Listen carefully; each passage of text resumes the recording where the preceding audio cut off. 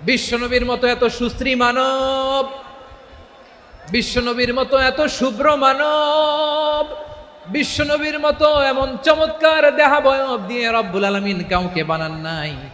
এরকম চমৎকার মানুষটাকে তারা তায়েফের ওই জমিনে রক্তাক্ত করেছে। বিশ্বনবী দুনিয়ার কোনো স্বার্থের জন্য সেখানে যান নাই, নিজের কোনো লাভের জন্য, প্রাপ্তির জন্য যান নাই। তায়েফবাসীদের জাহান্নামের আগুন থেকে বাঁচাতে গিয়েছেন। ঠিক কিনা বলেন? আমি আমার মুশরিকা মায়ের সাথে একটু দেখা করতে পারবো কিনা? আফা আসিলুহা, আগে যেমনি আমি আমার মায়ের সাথে ভালো আচরণ করতাম, যেমনি আমি আমার মায়ের সাথে সদাচরণ করতাম গো নবী, এখন আমি মুসলিমা, মা মুশরিকা, এখনো কি আগের মতো সদাচরণ করতে পারবো নাকি? বিশ্বনবী বললেন, নাম সিলিহা, হ্যাঁ রে আসমা, অবশ্যই অবশ্যই, আগে ঠিক যেমন তুমি তোমার মায়ের সাথে ভালো আচরণ করতে, এখনো তেমনি আগের মতো ভালো আচরণ করবা। খে না খে দিন প্রচারের কাজে নিজেকে দিয়েছ বিলিয়ে, তাই ফের কাফিরেরা চিনল না সে আলো, দুষ্ট ছেলেদের পিছু দিল লেলিয়ে, পাথরের আঘাতে ক্ষত বিক্ষত হয়ে। আমি আশ্বস্ত হয়েছিলাম যে লালমনিরহাটের প্রোগ্রাম খুবই গোছালো হবে, সুষ্ঠু হবে, শান্ত হবে। সেটার নমুনা আলামত আমি দেখতে পাচ্ছি আলহামদুলিল্লাহ। সবাই খুবই সুশৃঙ্খল, লক্ষ লক্ষ তাওহীদি জনতা, পেছনে অনেকে জায়গা পায় নাই কিন্তু কোনো আওয়াজ নাই, সবাই দাঁড়িয়ে আছে। এলইডি স্ক্রিন আছে, আপনারা স্ক্রিনে দেখতে পাচ্ছেন আলহামদুলিল্লাহ। আমি সবাইকে দেখতে পাচ্ছি, মাশাআল্লাহ মাশাআল্লাহ। শান্ত হয়ে আপনারা বসুন, অল্প কিছু সময় কথা বলার সুযোগ আমি পাবো। যেহেতু আমি হেলিকপ্টারে করে এসেছি, হেলিকপ্টারগুলোর আবার একটা পলিসি আছে, সানসেটের আগে, সূর্য ডোবার আগে তাদেরকে এয়ারপোর্টে আবার ল্যান্ড করতে হয়। তো এখানে 3:30টার মধ্যে আমাকে উঠে যেতে হবে। আমি যদি বারবার আপনাদেরকে থামাতে থাকি, শান্ত হতে বলি, এবং এগুলোতেই যদি আমরা সময় নষ্ট করে ফেলি, তাহলে এই যে বিশাল মহাসমাবেশ, বিশাল আয়োজন, যেখানে 2-4টা আমি বার্তা দিতে চাই, এগুলো ব্যাহত হবে। লালমনিরহাটের ছেলেরা খুব ভদ্র, শান্তশিষ্ট। আসার পর থেকে আমাকে রিসিভ করা থেকে শুরু করে, স্টেজে আনা থেকে শুরু করে, এবং আলহামদুলিল্লাহ তরুণ জেনজি শ্রোতাদেরকে আমি দেখতে পাচ্ছি, তারা খুবই কোঅপারেট করার, অ্যাসিস্ট করার মানসিকতা আমার ভাইদের আছে আলহামদুলিল্লাহ আলহামদুলিল্লাহ। আমি চাইবো আমরা একটু নীরব নিস্তব্ধ পরিবেশ তৈরি করার একটু চেষ্টা করব। প্রচণ্ড রোদ, আপনাদের যেমন কষ্ট হচ্ছে আমারও কষ্ট হচ্ছে। আমরা সবাই শান্ত থাকি, যাতে লালমনিরহাটের এই প্রোগ্রাম একটা ইতিহাস হয়ে থাকে বাংলাদেশে। ঠিক কিনা বলেন? এটা কোনো রাজনৈতিক সমাবেশ না, এখানে লাফালাফি, চিৎকার চেঁচামেচি, হাত দেখানোর দরকার নেই। হাত দেখানোর পর্ব শেষ। এখানেও ঠান্ডা হয়ে গেছে, মাশাআল্লাহ। হ্যাঁ মাশাআল্লাহ, I am very happy to C this scenario, মাশাআল্লাহ আলহামদুলিল্লাহ। লালমনিরহাটের কারা দেখি, লালমনিরহাট।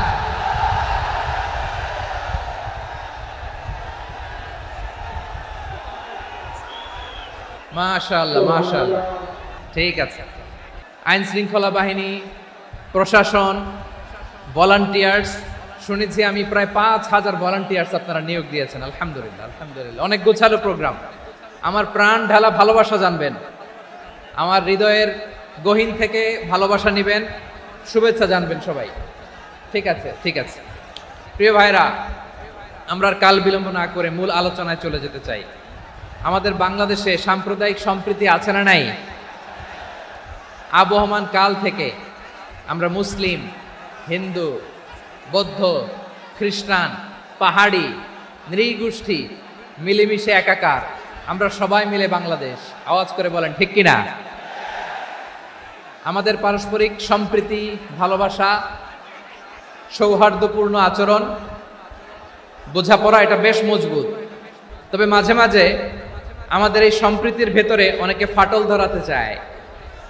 আমরা যে সুখে আছি, শান্তিতে আছি, এটা অনেকের ভালো লাগে না। ঠিক কিনা বলেন? আমাদের মধ্যে সাম্প্রদায়িক সম্প্রীতি, সৌহার্দ্যপূর্ণ আচরণ, ভালোবাসা, এটা আবহমান কাল ধরে আছে। তার প্রমাণ, আমরা তাফসিরুল মাহফিলের আয়োজন করলে আমাদের হিন্দু ভাইরা ডিস্টার্ব করে না। ঠিক কিনা? এবং আমি যদি বলি হাত তোলেন, হিন্দু ধর্মের কারা কারা এসেছেন, কত শত কত হাজার যে হাত উঠবে, আপনি অবাক হয়ে যাবেন। আমি চাচ্ছি না হাত উঠাতে। খুলনাতে সর্বশেষ যে আমি প্রোগ্রাম করে গেলাম, সেখানে কয়েকশো হিন্দু ভাই আসছে আমাদের আলোচনা শুনতে, আলহামদুলিল্লাহ। অনেক বৌদ্ধরা আসে, অনেক খ্রিস্টানরা আসে। এবার সফরেও অনেক হিন্দু ভাইরা আমার সাথে দেখা করেছে, তারা বলেছে হুজুর আমরা আপনার আলোচনা শুনি, আলহামদুলিল্লাহ বলেন। So it's our responsibility to present our religion to our non Muslim brothers and sisters. আমাদের অমুসলিম ভাই বোনদের কাছে ইসলামের সৌন্দর্য তুলে ধরা এটা আমাদের দায়িত্ব। We all are the ambassador of Islam. আমরা প্রত্যেকে দায়িত্বশীল, আমরা প্রত্যেকে এক একজন ইসলামের অ্যাম্বাসেডর, আলহামদুলিল্লাহ বলেন। এজন্য এমন ভাবে দ্য বিউটি অফ ইসলাম, ইসলামের সৌন্দর্য আমাদেরকে ফুটিয়ে তুলতে হবে, যাতে করে নন মুসলিমরা শাহাদা পড়ে কালিমা পড়ে মুসলমান হয়ে যায়। অনেক নন মুসলিম ভাই বোন আমাদের হাতে শাহাদা পড়ে কালিমা পড়ে মুসলমান হয়েছে, অনেক। সো আমরা যেন ইসলামের বিউটিটাকে তুলে ধরতে পারি এবং এই যে সম্প্রীতি, এটাকে যেন আমরা অটুট রাখতে পারি। আদতে আদতে বাংলাদেশের ইতিহাস বলে আমাদের দেশে কোনো দাঙ্গা নাই, আছে? লালমনিরহাটের ভাইয়েরা আওয়াজ করে বলেন, আমাদের দেশে হিন্দু মুসলিম দাঙ্গা আছে? আমরা ভাই ভাই, আওয়াজ করে বলুন তো আমরা কি ভাই ভাই। কিন্তু কিছু দুষ্ট লোক আছে, তারা আমাদের সম্পর্কের মধ্যে ফাটল ধরাতে চায়, ঠিক কিনা বলেন? মাঝে মাঝে ঝগড়া লাগাতে চায়। দেখবেন পত্রপত্রিকায় দেখা যায় বিভিন্ন ধর্মীয় উপাসনালয়গুলোতে হামলা চালানো হয়, এগুলো রাজনৈতিক উদ্দেশ্য প্রণোদিত, এগুলোর সাথে ইসলামের কোনো সম্পর্ক নাই। এজন্য এই দুর্বৃত্তদের ব্যাপারে আমাদের সাবধান থাকতে হবে। আমরা সবসময় যেমনি ঐক্যবদ্ধ, ইউনাইটেড, আমরা যদি এরকম ইউনাইটেড থাকি, এই সমস্ত দুর্বৃত্তদের কালো হাত ভেঙে দিতে আমাদের 1 ঘন্টাও লাগবে না। চিল্লায় বলো ঠিক কিনা? আমরা সংঘবদ্ধ থাকবো। এই যে আমাদের পিসফুল কোএক্সিস্টেন্স, শান্তিপূর্ণ সহাবস্থান। যেদিন হিন্দুদের পূজা অনুষ্ঠান, আমরা ওই দিন তাফসির মাহফিল করি না, ঠিক কিনা বলেন? যেদিন আমাদের তাফসিরুল কোরআনের প্রোগ্রাম, ওই দিন আমাদের হিন্দু ভাইরা ডিস্টার্ব করে না, সুবহানাল্লাহ। হিন্দুদের পূজা অনুষ্ঠানে মাদ্রাসার ছাত্র যে পাহারা দেয়, গোটা বিশ্বে এরকম দৃষ্টান্ত নজির বিরল, ঠিক কিনা বলেন? আইন শৃঙ্খলা বাহিনীর পাশাপাশি মাদ্রাসার ছাত্ররা যে সেখানে পাহারা দেয়, গোটা পৃথিবীতে এই দৃষ্টান্ত আপনি পাবেন না।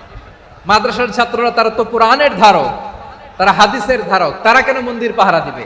এই সম্প্রীতিকে ধরে রাখার জন্য, এই সৌহার্দ্যকে ধরে রাখার জন্য, আমাদের পারস্পরিক ভালোবাসাকে অটুট রাখার জন্য। আওয়াজ করে বলতে হবে ঠিক কিনা? এখন বলেন, আমাদের এই ভালোবাসা অটুট থাক, আমরা চাই কি চাই না? আমরা হিন্দু মুসলিম মিলেমিশে শান্তিপূর্ণ সহাবস্থান, সাম্প্রদায়িক সম্প্রীতি। লালমনিরহাটের ভাইয়ের আওয়াজ করে বলুন, এই সাম্প্রদায়িক সম্প্রীতি আমরা চাই কি চাই না? আল্লাহ এই দেশকে তুমি বরকতময় করো, বাংলাদেশকে তুমি শান্তিময় করো। আওয়াজ করে সবাই বলেন আমিন। প্রিয় ভাইরা, আমি বলেছিলাম আমার আলোচনার বিষয় হচ্ছে শান্তিপূর্ণ সহাবস্থান, সাম্প্রদায়িক সম্প্রীতি। আমরা দেখব ইসলাম আমাদেরকে কি কি দিক নির্দেশনা দেয়। আমরা দেখব যে রাসূল সাল্লাল্লাহু আলাইহি ওয়াসাল্লাম এই পিসফুল কোএক্সিস্টেন্সের জন্য আমাদের কি শিখিয়েছেন, কি কি গাইডলাইন দিয়েছেন। আমরা 1, 2, 3, 4 করে এগুলো আপনাদের সাথে শেয়ার করব। আমি আপনাদের খেদমতে সূরাতুল আনআমের 108 নম্বর আয়াত তেলাওয়াত করেছি। এখানে আল্লাহ রাব্বুল ইজ্জা ওয়াল জালাল তিনি ইরশাদ করছেন, ওয়ালা তাসুব্বুল্লাযীনা ইয়াদউনা মিন দুনিল্লাহি ফায়াসুব্বুল্লাহা আদওয়াম বিগাইরি ইলম কাযালিকা যায়্যান্না লিকুল্লি উম্মাতিন আমালাহুম সুম্মা ইলা রাব্বিহিম মারজিউহুম ফায়ুনাব্বিউহুম বিমা কানু ইয়ামালুন। রব্বুল আলামিন বলেন, গোলাম ও আমার ইমানদার বান্দারা, শোনো শোনো, লা তাসুব্বুল্লাযীনা ইয়াদউনা মিন দুনিল্লাহ ফায়াসুব্বুল্লাহা আদওয়াম বিগাইরি ইলম। আল্লাহ বলেন, ও বিশ্বাসীরা শোনো, যারা আল্লাহকে বেছে নেকে দেব দেবীর পূজা করে, অন্য উপাস্যের পূজা করে, তাদেরকে ডাকে, ওই দেবতাদেরকে তোমরা গালি দিও না। যদি ওই দেবতাদেরকে গালি দাও, তাহলে ভুলবশত, শত্রুতাবশত তারা তোমাদের রব আল্লাহকে গালি দেবে, ঠিক কিনা? তোমরা যদি তাদের দেবতাদের গালি দাও, ওরা রেগে তোমার আল্লাহরে গালি দিবে। রব্বুল আলামিন বলেন, খবরদার বিশ্বাসীরা, আল্লাহ ছাড়া যারা অন্যান্য উপাস্যদেরকে ডাকে, দেবতাদেরকে ডাকে, তাদেরকে তোমরা গালি দিও না। ওই সমস্ত দেবতাদেরকে যদি তোমরা গালি দাও, তাহলে তারা আল্লাহকে গালি দিবে। ঠিক কিনা বলেন? আমরা দেবতাদের গালি দিলে ওরা আল্লাহকে গালি দিবে। রব্বুল আলামিন বলেন, খবরদার দেবতাদেরকে গালি দিও না, তাহলে ওরা তোমার রব আল্লাহরে গালি দেবে। প্রতিটি জাতির জন্য তাদের কাজকে আমি আল্লাহ সুশোভিত করে রেখেছি। তারা সবাই একদিন আমার কাছেই ফিরে আসবে। এরপর আমি রব্বুল আলামিন তাদের আমলনামা তাদেরকে জানিয়ে দেব। সুবহানাল্লাহ পড়ে। অন্য ধর্মের দেবতাদেরকে যে গালি দেওয়া যাবে না, এই আদেশটা কার? আরো জোরে বলুন, কার? গালি দিবেন কোন দেবতাকে? দিবেন? যদি দেন তাহলে ওরা আল্লাহরে গালি দিবে। তাহলে আল্লাহরে গালি খাওয়াইলো কে? আপনি। ঠিক কিনা বলেন? আমি আল্লাহকে গালি খাওয়ানোর কারণ হলাম। কারণ আমি যদি গালি না দিতাম, ওরা আমার রবকে গালি দিত না। আওয়াজ করে বলেন ঠিক কিনা? তাহলে প্রিয় ভাইয়েরা, ইসলাম আমাদেরকে শিখায়, সূরাতুল আনআমের 108 নম্বর আয়াত থেকে আমরা বুঝলাম, কোন ধর্মকে ছোট করা যাবে না। অন্য ধর্মকে ছোট করা মানে ইসলামকে ছোট করা। অন্য ধর্মের দেবতাকে গালি দেওয়া মানে আল্লাহকে গালি খাওয়ানো। আওয়াজ করে বলেন ঠিক কিনা? খবরদার, এটা করা যাবে না। আর অন্য ধর্মের দেবতাকে যদি আপনি গালি দেন, ওরা ইসলাম থেকে দূরে সরে যাবে। যাও ইসলামের প্রতি আকৃষ্ট হয়েছিল, আর কোনোদিন ইসলামের ধারে কাছে আসবে না। আওয়াজ করে বলেন ঠিক কিনা? গালি দিব না, বরং ইসলামের beauty, the beauty of Islam, ইসলামের সৌন্দর্যকে আমরা তুলে ধরব। আমরা যদি বিশ্বনবী সাল্লাল্লাহু আলাইহি ওয়াসাল্লামের জীবনের দিকে তাকাই, তাহলে আমি দেখব বিষ্ণু ইসলাম মক্কাতে কিংবা মদিনাতে অন্য ধর্মের লোকদের সাথে খুব পিসফুলি লাইফ লিড করেছেন। হোক মুশরিক, হোক খ্রিস্টান, হোক ইহুদি, বিশ্বনবী সবার সাথে মিলেমিশে ছিলেন। আলহামদুলিল্লাহ বলেন। ইসলাম হচ্ছে পিসফুল রিলিজিয়ান। অন্য ধর্মের প্রতি সহনশীলতার সবক ইসলাম আমাদেরকে দেয়। কিন্তু প্রতিটি মুসলিমের এটা মনে রাখতে হবে, আল্লাহর কাছে পছন্দনীয় গ্রহণযোগ্য ধর্ম, জীবনাদর্শ একটি, সেটা হচ্ছে ইসলাম। আওয়াজ করে বলেন সেটা কি? লালমনিরহাটের ভাইয়েরা আওয়াজ করে বলুন, আল্লাহর কাছে মনোনীত ধর্ম একটি, সেটা কি? এজন্য রব্বুল আলামিন বলেন, ইন্নাদ-দীনা ইনদাল্লাহিল ইসলাম, আল্লাহর কাছে মনোনীত গ্রহণযোগ্য অ্যাকসেপ্টেড ধর্ম মতাদর্শ একটা, সেটা হলো ইসলাম। ইসলাম ছাড়া অন্য কোনো ধর্ম যদি কেউ তালাশ করে, তার ওই ধর্ম আল্লাহ গ্রহণ করবে না। ওমাই ইয়াবতাগি গায়রাল ইসলামি দীনান ফালাই ইউকবালা মিন ওয়া হুয়া ফিল আখিরাতি মিনাল খাসিরিন।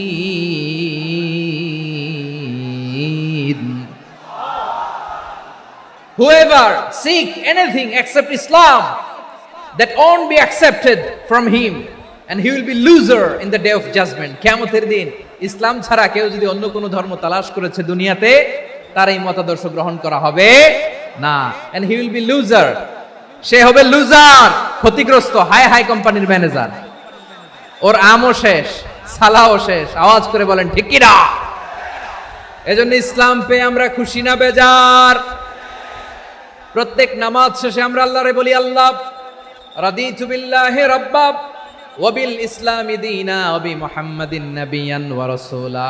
ও আল্লাহ, তোমারে রব হিসেবে পেয়ে আমরা খুশি। ও আল্লাহ, ইসলামকে ধর্ম হিসেবে পেয়ে আমরা খুশি। বিশ্বনবীকে আমাদের রাসূল পেয়ে আমরা খুশি। ঠিক কিনা বলেন? ইসলাম ছাড়া অন্য কোনো ধর্ম আমরা গ্রহণ করব না। ঠিক কিনা বলেন? আল্লাহর কাছে অ্যাকসেপ্টেড রিলিজিয়ান একটা, সেটা ইসলাম। তো বিশ্বনবী সাল্লাল্লাহু আলাইহি ওয়াসাল্লাম মক্কাতে কিংবা মদিনাতে খুব পিসফুলি এক্সিস্ট করেছেন, যে কোনো ধর্মের সাথে মিলেমিশে চলেছেন। তার প্রমাণ আমরা যদি রাসূল সাল্লাল্লাহু আলাইহি ওয়াসাল্লামের বায়োগ্রাফির দিকে তাকাই, তাহলে দেখব তিনি মুশরিকদের সাথে পিস ট্রিটি করেছেন, শান্তি চুক্তি, পিস ট্রিটি, পিস এগ্রিমেন্ট। আপনারা হুদাইবিয়ার সন্ধির নাম শুনেছেন? আমার লালমনিরহাটের কলিজার টুকরা ভাইয়েরা, হুদাইবিয়ার সন্ধির নাম আপনারা শোনেন নাই? 6ষ্ঠ হিজরিতে বিষ্ণু ইসা ইসলাম মুশরিকদের সাথে এই ট্রিটি করেছেন, চুক্তি। কাদের সাথে? মুশরিকদের সাথে।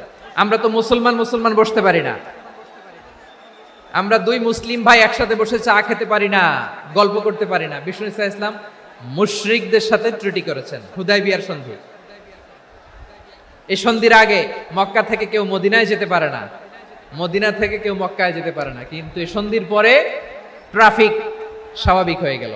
মক্কার লোকেরা মদিনায় আসতে পারে, মদিনার লোকেরা মক্কায় আসতে পারে। এটাকে বলে সুলহে হুদাইবিয়া, the peace agreement of Hudaibiya, শান্তি চুক্তি। আমরা পৃথিবীতে এখন অনেক শান্তি চুক্তির নাম শুনি, এগুলো সব the piece treaty of Hudaibiya থেকে কপি করা। আল্লাহু আকবার। তাহলে বিশ্বনবী সাল্লাল্লাহু আলাইহি সাল্লাম তিনি যে শান্তিপূর্ণ সহাবস্থানে বিশ্বাসী ছিলেন, মুসলমানেরা যে অন্য ধর্মের প্রতি সহনশীল তার প্রমাণ হচ্ছে এই পিস ট্রিটি। শুধু তাই নয়, মদিনায় যে বিষ্ণু ইসলাম মদিনা চার্টার করলেন, মদিনা সনদ, সাহিফাতুল মদিনা, এটার বলে মদিনা চার্টার। যে ওয়েস্টে, ইউরোপে, আমেরিকাতে তারা অনেক চার্টার করে, এই সব চার্টার মদিনা চার্টার থেকে কপি করা। আওয়াজ করে পড়েন সুবহানাল্লাহ। বিষ্ণু ইসলাম মদিনায় গেলেন, মদিনাতে মুসলিম, মুশরিক, ইহুদি, এই তিন ধর্মের লোক মিলে সব স্টেক হোল্ডার যারা আছে সবাইকে নিয়ে বিষ্ণু ইসলাম মদিনা চার্টার করলেন, মদিনা সনদ। পড়েন সুবহানাল্লাহ। শুধু তাই নয়, মক্কাতে বিশ্বনবী পিস এগ্রিমেন্ট করলেন, শান্তি চুক্তি মুশরিকদের সাথে। মদিনাতে যে বিশ্বনবী মদিনা চার্টার করলেন, মদিনা সনদ করলেন ইহুদিদের সাথে। আবার মদিনাতে বিশ্বনবী ইহুদিদের সাথে পিস ডায়ালগ করলেন, ইন্টারফেথ ডায়ালগ করলেন, আন্তধর্মীয় সংলাপ করলেন। যেই সংলাপের মূল ভিত্তি ছিল তাওহীদ।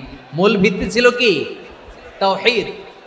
বিশ্বনবী ইহুদিদেরকে ডাকলেন, আহ্বান করলেন, قل يا أهل الكتاب تعالوا إلى كلمة سواء بيننا وبينكم ألا نعبد إلا الله ولا نشرك به شيئا ولا يتخذ بعضنا بعضا أربابا من دون الله فإن تولوا فقولوا اشهدوا بأننا مسلمون। সুবহানাল্লাহ পড়েন। বিশ্বনবী মদিনার ইহুদিদের ডেকে বললেন, ও ইহুদিরা, শোনো শোনো, আসো এমন একটা আদর্শের প্রশ্নে আমরা একত্রিত হই, যে আদর্শের প্রচার তোমাদের নবীরাও করেছে, আমিও করি, যে আদর্শের কথা তোমাদের পবিত্র ধর্মগ্রন্থগুলোতে আছে, আমার কোরআনেও আছে। সেটা হলো তাওহীদ। আমরা এক আল্লাহ ছাড়া কারো ইবাদত করব না, আল্লাহর সাথে কাউরে শরীক করব না, আল্লাহ ছাড়া কাউরে রব মানব না। পড়েন সুবহানাল্লাহ। তাহলে আমার প্রিয় লালমনিরহাটের ভাইরা, মদিনাতে যে তিনি মদিনা চার্টার করলেন, মদিনা সনদ, পিস ডায়ালগ করলেন, শান্তির সংলাপ, ইন্টারফেথ ডায়ালগ করলেন, আন্তধর্মীয় সংলাপ, যার ভিত্তি ছিল তাওহীদ। সুবহানাল্লাহ পড়েন। তাহলে অন্য ধর্মের প্রতি সব সময় ইসলাম সহনশীল, টলারেন্স। যদি আপনি দেখতে চান, ইসলামের নবী বিশ্ব নবীর দিকে তাকান, ঠিক কিনা বলেন? আমরা তো সংখ্যালঘুদের রাইটস প্রোটেক্ট করার জন্য কত আইন বানাই, কত বৈঠক করি, কত সংবাদ সম্মেলন করি। বিষ্ণু সাল্লাল্লাহু আলাইহি ওয়াসাল্লাম সংখ্যালঘুদের রাইটসের ব্যাপারে, অধিকারের ব্যাপারে যে কথা বলেছেন, শুনলে আপনি অবাক হয়ে যাবেন।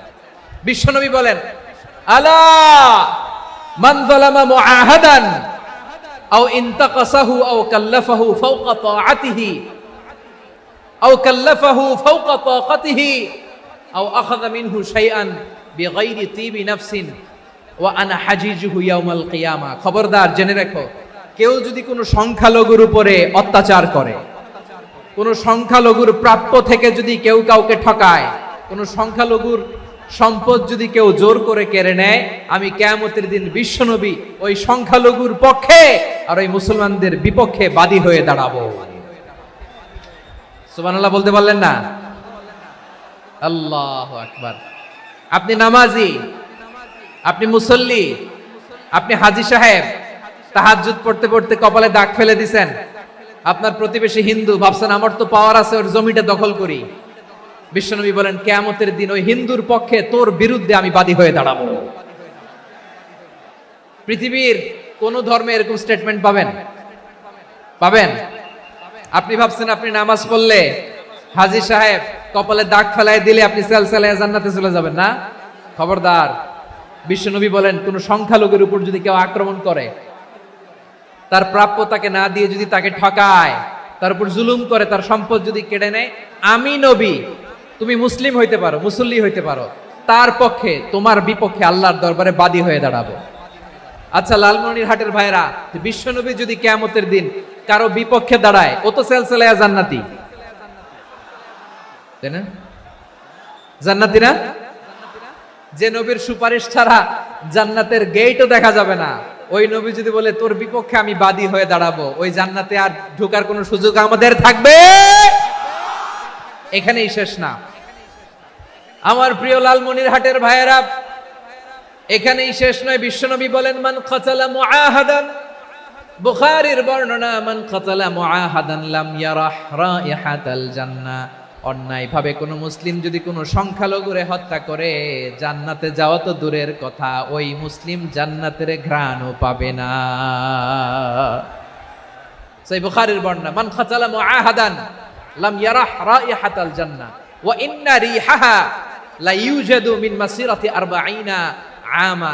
যে জান্নাতের ঘ্রাণ 40 বছর দূরের রাস্তা থেকেই পাওয়া যায়। সুবহানাল্লাহ পড়েন। প্রিয় ভাইরা, এখান থেকে জান্নাতে পৌঁছতে লাগবে 40 বছর। এত দূর। কত বছর? সবাই বলেন কত বছর? এখান থেকে জান্নাতে পৌঁছতে লাগবে 40 বছর। এত দূরে থাকতেই জান্নাতের ঘ্রাণ আপনার নাকে এসে ধাক্কা মারবে। বিষ্ণুই বলেন, যে ব্যক্তি কোন সংখ্যালঘুকে হত্যা করে, জান্নাতে তো ঢুকতে পারবেই না, জান্নাতের ঘ্রাণও তার নাকে লাগবে না। পড়েন না আউযুবিল্লাহ। তাহলে সংখ্যালঘুদের ব্যাপারে ইসলামে অধিকার দেয়া আছে না নাই? লালমনিরহাটের ভাইয়ের আওয়াজ করে বলেন, আমার সংখ্যালঘু হিন্দু ভাইদের রাইটস, অধিকার আমাদের ইসলামে প্রোটেক্টেড আছে না নাই? এখানেই শেষ না। বিষ্ণু ইসলাম আপনার অমুসলিম প্রতিবেশীর সাথে ভালো আচরণ করতে বলেছে। আমাদের হয় না, এটা মুসলিম পাড়া, ওটা বৌদ্ধ পাড়া, হয় না? অনেক সময় হয় না, এটা আমাদের মুসলিম পাড়া, ওইটা হিন্দু পাড়া, এরকম আছে না নাই? লালমনিরহাটে নাই না? আছে? হিন্দু যদি আপনার প্রতিবেশী হয় কি করবেন? ওরে কষ্ট দিবেন নাকি? কেন? ও তো হিন্দু, ও তো আমার আল্লাহরে ডাকে না, ওরে কষ্ট দিলে জায়েজ হবে না? খবরদার। বিষ্ণু ইসলাম বলেন, মান কানা ইউমিনু বিল্লাহ ওয়াল ইয়াউমিল আখির ফালিউকরিম জারাহ। যে আল্লাহ বিশ্বাস করে আর আখিরাতে বিশ্বাস করে, সেজন্য প্রতিবেশীর সাথে ভালো আচরণ করে। সুবহানাল্লাহ। কলিজা জুড়ায় যায় না আমার নবীর কথাগুলো শুনলে? যে আল্লাহ বিশ্বাস করে, যে আখিরাতে বিশ্বাস করে, সেজন্য প্রতিবেশীর সাথে ভালো আচরণ করে। এখানে বলছে মুসলিম প্রতিবেশী বলছে, নামাজি প্রতিবেশী বলছে, আল্লাহওয়ালা প্রতিবেশী বলছে না। প্রতিবেশী আস্তিক হোক নাস্তিক হোক, প্রতিবেশী মুমিন হোক মুশরিক হোক, প্রতিবেশী হইলেই তার সাথে ভালো আচরণের দরকার আছে না নাই? আমার প্রিয় লালমনিরহাটের ভাইয়েরা, বিষ্ণু ইসলাম ওনার ইহুদি প্রতিবেশীদের দেখাশোনা করতেন। আওয়াজ না শোনা যাক, আমারও তো দেখা যায়, আমারও তো দেখা যায়। তাকায় থাকেন, তাকায় থাকলে সওয়াব হবে। কোরআনের কথা যেখান থেকে হয়, এদিকে তাকায় থাকলেই বরকত। তাকায় থাকেন। জি জি, মাইক, আমি তো আর মাইক ঠিক করতে আসি না এদিকে, এই মাইক ঠিক করব, ওই মাইক ঠিক করব, ওদিকে পাইলট বলবে হুজুর চলে আসেন। জি বসুন, বসুন, মাশাআল্লাহ। হ্যাঁ, খুব শান্ত, ঠিক আছে। পুলিশ ভাইরা না খেয়ে দিনরাত আপনারা যাতে সুশৃঙ্খল একটা প্রোগ্রাম উপহার পান, এটাই চেষ্টা করতেছে। আপনাদেরকে কষ্ট দিতে আসে নাই, একটু একটু সহযোগিতা করেন। জি মাশাআল্লাহ। হ্যাঁ, ঠিক আছে। আমার প্রিয় ভাইরা, প্রতিবেশী আস্তিক হোক নাস্তিক হোক, মুসলিম হোক হিন্দু হোক, তার সাথে ভালো আচরণ করতে হবে। বিষ্ণু ইসলাম ওনার ইহুদি প্রতিবেশীর বাসায় যেতেন। কোন প্রতিবেশী? ইহুদি। আওয়াজ করে বলেন, কোন প্রতিবেশী? ইহুদি। এক ইহুদি কিশোর বিষ্ণু ইসলামের খেদমত করতে, ইহুদি ছেলে আমার নবীর খেদমত করতো। তারা ছিল নবীর প্রতিবেশী। তো অনেক দিন হয় ইহুদি ছেলেটা আসে না। বিষ্ণুনবী খোঁজ দিলেন, ঘটনা কি? একটা ইহুদি ছেলে না আমার খেদমতে আসতো, ছেলেটা কই? খোঁজ নিয়ে জানলেন ছেলেটা অসুস্থ।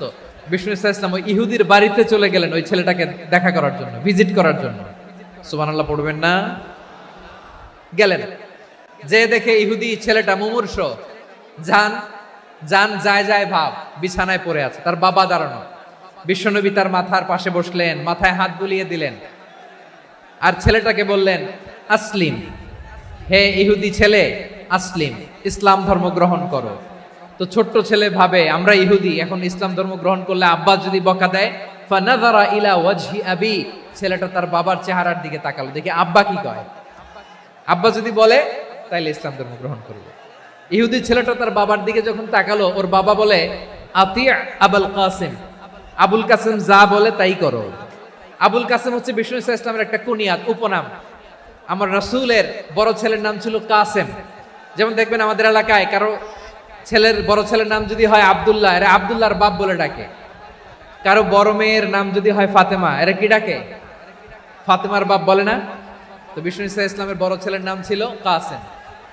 ইহুদি বাবা বলল, আতিয়া আবুল কাসেম, আবুল কাসেম যা বলে তাই শোনো, মানে মোহাম্মদ যা বলে তাই শোনো। এই কথা শুনে ছেলে সাহস পাইছে, ছেলে আবার পড়তে আরম্ভ করলো, আশহাদু আল্লাহ ইলাহা ইল্লাল্লাহ ওয়া আশহাদু আন্না মুহাম্মাদার রাসূলুল্লাহ, পড়েন আল্লাহু আকবার।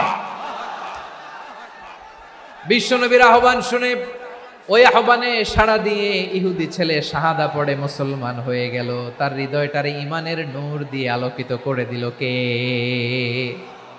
প্রিয় ভাইরা, এবার রাসূল সাল্লাল্লাহু আলাইহি ওয়াসাল্লাম বের হয়ে আসলেন ঘর থেকে, আর বললেন, আলহামদুলিল্লাহিল্লাযী আনকাযাহু মিনান নার, প্রশংসা সে আল্লাহর, যে আল্লাহ জাহান্নামে চলে যাচ্ছিল প্রায় এমন একটা লোককে মুহূর্তের মধ্যে কালেমায়ে শাহাদাতের বদৌলতে জান্নাতি বানায় দিলেন। আওয়াজ করে পড়েন সুবহানাল্লাহ। এই হাদিস থেকে আমরা কি শিখলাম? What is the moral of the story? এক নম্বর স্টোরি হলো, প্রতিবেশী ইহুদি হোক হিন্দু হোক, যাবেন, সুসম্পর্ক রাখবেন, উপহার দিবেন, বিপদে পাশে দাঁড়াবেন, তাইলেই তো আপনাদের প্রতি, মুসলমানদের প্রতি তারা আকৃষ্ট হবে, ঠিক কিনা বলেন? আপনি যদি হিন্দুদের সাথে বৌদ্ধদের সাথে নাই মিশেন, নাস্তিকের কাছে নাই যান, তো ইসলামের সৌন্দর্যটা ওরা বুঝবে কেমনে? আমার অনেক হিন্দু পরিচিত ভাই আছে, ওরা আমাদের ইফতারির প্রোগ্রামে এসে একসাথে ইফতারি করে। অনেক মদখোর আমার সাথে বসে একসাথে ডিনার করে, হাফ প্যান্ট পরা, গলায় স্বর্ণের চেইন, হাতে স্বর্ণের ব্রেসলেট, আইসা আমার সাথে ডিনার করছে, আছে এরকম। গাঁজাখোর, আমি বলে আসো, welcome welcome to my dinner, আসো বসো, বসলেই তো আমি ওর ডিএনএ, চিন্তার ডিএনএ চেঞ্জ করে দেওয়ার সুযোগ পাবো, চিল্লায় বলো ঠিক কি না? আসতে হবে আমার কাছে। Our door is open, the door of Islam is open 24/7। সব সময় আমাদের ইসলামের দরজা আমার অমুসলিম ভাইদের জন্য খোলা আছে না নাই? এই হাদিস থেকে দুইটা শিক্ষা। এক নম্বর শিক্ষা, প্রতিবেশী মুসলিম হোক অমুসলিম হোক, যান, অসুস্থ হইলে একটু আপেল নিয়ে যান, আঙ্গুর নিয়ে যান, কমলা নিয়ে যান, তাদের সাথে ভালো আচরণ করেন। ইসলামের বিউটি দেখে, সৌন্দর্য দেখে অবাক হবে, নসিব ভালো হলে কোনোদিন কালিমা পড়ে মুসলমান হয়ে যাবে, ঠিক কিনা বলেন? তাহলে অমুসলিমের সাথে ভালো সম্পর্ক। বিশ্বনবী ইহুদির বাড়িতে গেলেন, ইহুদির বাড়ি, আর আমার মুসলমান ভাই আমার কাফের বলে, এরকম আছে না নাই? মুসলিম মুসলিমরা দেখতে পারে না, সহ্য করতে পারে। বিশ্বনবী সাল্লাল্লাহু আলাইহি ওয়াসাল্লাম ইহুদির বাড়িতে গেলেন, এটা একটা শিক্ষা। আচ্ছা, দুই নম্বর শিক্ষা হলো, বিষ্ণু ইসলামের খাদেম ছিল ইহুদি, এতদিন খেদমত করলো, একদিনও বিশ্বনবী ওরে কালিমার দাওয়াত দেয় নাই। কারণ কি? বিশ্বনবী একটা ভালো সময়ের অপেক্ষা করতেছিলেন, প্রপার টাইমিং। দাঈর কাজ হচ্ছে দাঈ ইলাল্লাহ, সে হচ্ছে সুযোগ সন্ধানী। দাঈ সুযোগ খোঁজে, কখন দাওয়া দিলে ব্যাটে বলে হবে, ঝোপ বুঝে কোপ মারে, ঠিক কিনা বলেন? বিষ্ণু ইসলাম ভালো সময়ের অপেক্ষা করতেছিলেন, দেখি ভালো সময় আসুক আসুক আসুক আসুক। আস্তে আস্তে এমন সময় আসছে, ছেলে এবার মুমূর্ষ। অসুস্থ ব্যক্তির হৃদয় অত্যন্ত নরম থাকে, হসপিটালে যখন কেউ যায় তার হৃদয়টা বড্ড নরম থাকে, মৃত্যুর ভয়ে তার অন্তরটা নরম থাকে, ঠিক কিনা বলেন? এই প্রপার টাইমিং এর অপেক্ষা করতেছিলেন, যখনই টাইমিং পেয়েছেন দাওয়াত দিলেন, পড়ো লা ইলাহা ইল্লাল্লাহ, সুবহানাল্লাহ পড়েন সবাই। তাহলে ইসলাম অমুসলিম প্রতিবেশীর সাথে ভালো আচরণ করতে বলে, ইসলাম অমুসলিম মাতা পিতার সাথেও ভালো আচরণ করতে বলে। মাতা পিতা যদি অমুসলিম হয় তারে ফেলে দিতে পারবেন? পারবেন? পারবেন? আমার লালমনির হাটের ভাইরা, অনেক হিন্দু ছেলে আমাদের হাতে শাহাদা পড়ে মুসলিম হয়, কিন্তু ওর মা মুসলমান হয় নাই, বাবাও হয় নাই, এরকম আছে না নাই? তো ও হয়েছে মুসলিম, মা বাপ হিন্দু, এখন মা বাপ কি বাদ? হ্যাঁ, মা বাপ বাদ দেয়া যাবে? যেই মা আপনারে 9 মাস 8 মাস পেটে ধারণ করলো, আপনার মায়ের নার ছেঁড়া ধন আপনি ওই মারে বাদ দিতে পারবেন? যে মায়ের বুকের তাজা দুধ খেয়ে আপনি আজকে বাড়ন্ত তাজা তরতাজা, ওই মারে বাদ দেয়া যাবে? মায়ের এক ধারে দুধের দাম, কাটিয়া গায়ের চাম, পাপোশ বানাইলে ঋণের শোধ হবে না, এমন দরদি ভাবে কেউ হবে না আমার মাহা গো। ঠিক কিনা? মাকে তো বাদ দেয়া যায় না। وَقَضَى رَبُّكَ أَلَّا تَعْبُدُوا إِلَّا إِيَّاهُ وَبِالْوَالِدَيْنِ إِحْسَانًا। আল্লাহ বলে অবধারিত দুইটা ভার্ডিক্ট তোমাদের জন্য, এক আল্লাহর ইবাদত করবা আর মা বাবার প্রতি ইহসান করবা। আদেশটা কার? মা বাবার প্রতি ইহসান করতে হবে। আমার মা হিন্দু হোক ভালো আচরণ করতে হবে, বৌদ্ধ হোক ভালো আচরণ করতে হবে। আমার যে সমস্ত হিন্দু ভাইয়েরা মুসলিম হয়েছে, তোমাদের মা বাবা এখনো মুসলমান হয় নাই, তাদের সাথে ভালো আচরণ করতে হবে। খেদমত নিজে করতে হবে অথবা খেদমতের ব্যবস্থা করাই দিতে হবে। মান্থলি যে খরচ লাগে এটা দিতে হবে। আরে তুমি এখন মুসলিম, তোমার মা বাবা হিন্দু, এখনই তো সুযোগ ইসলামের সৌন্দর্য দেখানো। এখন মা বাবা যদি দেখে আরে এটা হিন্দু থাকতে তো বদমাইশ ছিল, বেয়াদব ছিল, কি এমন ধর্ম সে গ্রহণ করলো যেটা গ্রহণের সাথে সাথে সে পাল্টে গেল? কি এমন ধর্ম সে গ্রহণ করেছে যেটা তার জীবনকে আলোকিত করে দিয়েছে? নসিব ভালো হইলে তারাও কালিমা পড়ে মুসলমান হয়ে যাবে। বিষ্ণু ইসা ইসলামের স্ত্রীর নাম ছিল আয়েশা রাদিয়াল্লাহু তাআলা আনহা, আবু বকর রাদিয়াল্লাহু তাআলা আনহুর মেয়ে। আবু বকর রাদিয়াল্লাহু তাআলা আনহুর আরেক মেয়ের নাম হচ্ছে আসমা। কি নাম? দুজনই আবু বকর রাদিয়াল্লাহু তাআলা আনহুর মেয়ে, আসমা আর আয়েশা। নাম দুইটা কেমন লাগে? আসমা নামটা কেমন লাগে? আয়েশা নামটা কেমন লাগে? লালমনির হাটে অনাগত যদি কন্যা সন্তান হয়, যদি মনে চায় আসমা রেখে দিতে পারবেন, যদি মনে চায় আয়েশা রেখে দিয়েন। দেশে বিদেশে এয়ারপোর্টে রাস্তা ঘাটে শুধু বলে হুজুর একটা নাম দেন, আমার ছেলের একটা নাম দেন, মেয়ের একটা নাম দেন। তো আমার মনে আছে যশোরের আবদিনের মাহফিলে আমি একটা দুইটা নাম দিয়েছিলাম। আজকে লালমনির হাটের এই প্রোগ্রামে কন্যা সন্তান যদি হয় দুটা নাম দিলাম, আসমা কিংবা আয়েশা। ইনশাআল্লাহ পড়েন। দুজন বোন, এক মায়ের না, বাবা এক মা দুজন। আয়েশা রাদিয়াল্লাহু তাআলা আনহার মায়ের নাম উম্মে রুমান, আর আসমা রাদিয়াল্লাহু তাআলা আনহার মায়ের নাম কুতাইলা বিনতে আব্দুল উজ্জা। আবু বকর রাদিয়াল্লাহু তাআলা আনহু 4টা বিয়ে করেছিলেন। তো একই ঘটনা ঘটেছে এই ফ্যামিলিতে। আসমা ইসলাম ধর্ম গ্রহণ করে মুসলিমা, কিন্তু তার মা কুতাইলা মুশরিকা। আওয়াজ করে বুঝে থাকলে বলেন, আসমার মা মুশরিকা। তার মানে মেয়ে মুসলিম, মা অমুসলিম। ভেজাল আছে না নাই? কিন্তু কুতাইলা আর ধৈর্য ধারণ করতে পারে না। নার ছেঁড়া ধন, কলিজার টুকরা ধন, কলিজার টুকরা সন্তান আসমারে দেখতে বড্ড মন চায়। সাইয়েদনা আসমা রাদিয়াল্লাহু তাআলা আনহা মক্কা থেকে হিজরত করে মদিনায় চলে গেলেন। হুদাইবিয়ার পর যখন মক্কা মদিনার ট্রাফিক স্বাভাবিক হলো, মক্কার লোক মদিনায় যায়, মদিনার লোক মক্কায় আসে। কুতাইলা কলিজার টুকরা সন্তান আসমারে দেখার জন্য কিছু উপহার নিয়ে বিশাল মরু পথ পাড়ি দিয়ে মক্কা থেকে মদিনায় যায়। সুবহানাল্লাহ বলেন। এখন মা আসছে মেয়ের সাথে দেখা করতে, মেয়ে তো আর দেখা দেয় না। মেয়ে ভাবছে আমার মা তো মুশরিকা, অপবিত্রা, তার সাথে কি দেখা দেয়া যাবে? বিশ্বনবীর দরবারে চলে গেলেন। সুবহানাল্লাহ বলেন। কি সৌভাগ্যবান ছিল তারা, মাসলা জানার দরকার হলেই নবীর দরবারে চলে যেত। ঘরে বউয়ের সাথে ঝগড়া হলে নবীর দরবারে চলে যেত। অনেক সাহাবী বলে আমার পেটে ক্ষুধা লাগলো আমি নবীর কাছে চলে যেতাম, কারণ নবীর চেহারার দিকে তাকালেই আমার পেটের ক্ষুধা মিটে যেত। সাইয়েদনা আসমা রাদিয়াল্লাহু তাআলা আনহা বিশ্বনবীর কাছে চলে গেলেন, যে বললেন ইয়া রাসূলুল্লাহ ইয়া হাবিবাল্লাহ ইন্না উম্মি কাদিমাতুন ইলাইয়া ওয়া হিয়া রাগিবা।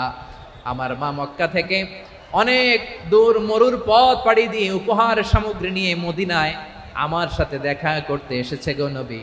আমার জানতে বড্ড ইচ্ছে হয় আমি আমার মুশরিকা মায়ের সাথে একটু দেখা করতে পারবো কিনা।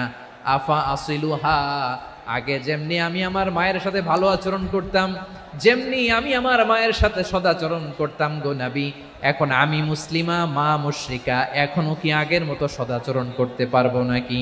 বিশ্বনবী বললেন, নাম সিলিহা, হ্যাঁ রে আসমা, অবশ্যই অবশ্যই, আগে ঠিক যেমন তুমি তোমার মায়ের সাথে ভালো আচরণ করতে, এখনো তেমনি আগের মতো ভালো আচরণ করবা। আওয়াজ করে পড়েন সুবহানাল্লাহ। কি ইসলাম আমরা পেয়েছি! কত ব্রড মাইন্ডেড আমাদের ইসলাম, কত ওপেন মাইন্ডেড ইসলাম, কত ওপেন আপ করতে পারে, চিন্তা করতে পারেন। বিষ্ণু বললেন, হ্যাঁ অবশ্যই, নাম সুলিহা, আগে যেমনি ভালো আচরণ করছো আসমা, এখন ওইরকমই করো, পারলে আরো বাড়াই করো। সুবহানাল্লাহ বলেন। তাহলে আমার যে হিন্দু ভাইয়েরা, হিন্দু বোনেরা, ইমানের বদৌলতে দৌলতে আপনি ধন্য হয়েছেন, আপনার আম্মা আব্বা এখনো মুসলমান হয় নাই, তাদের জন্য দোয়া করেন, তাদের জন্য দোয়া করেন, আল্লাহ যেন তাদেরকেও ইমানের দৌলত দান করে। আমরা সবাই পড়ি আমিন, আরো জোরে পড়েন আমিন। এখন বলেন, ইসলাম কি ন্যারো মাইন্ডেড রিলিজিয়ান না ব্রড মাইন্ডেড? লালমনিরহাটের যুবক ভাইরা আওয়াজ করো, ইসলাম কি ন্যারো মাইন্ডেড না ব্রড মাইন্ডেড? কতটা ব্রড মাইন্ডেড দেখেন।